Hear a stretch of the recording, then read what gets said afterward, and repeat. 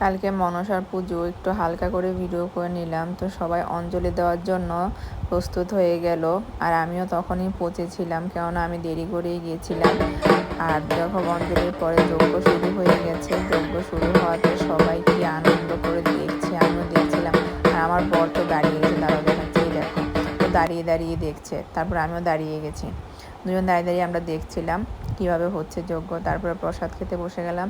দেখো প্রসাদ না ভিডিও করা আমি ভুলে গেছিলাম, তো পরে মনে হলো যে আরে তুমি তো ভিডিও করিনি। তো খিচুড়ি, প্রসাদ, পায়েস টায়েস অনেক কিছু দিয়েছিল, ওগুলো ভিডিও করা হয়নি।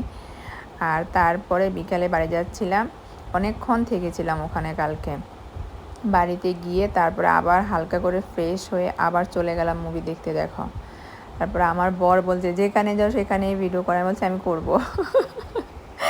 এই করি আমি, জানো, যেখানে যাই সেখানে ভিডিও করি এখন। মানে কি বলবো, এটা একটা আমার কাজ হয়ে গেছে, বিশাল বড় কাজ হয়ে গেছে।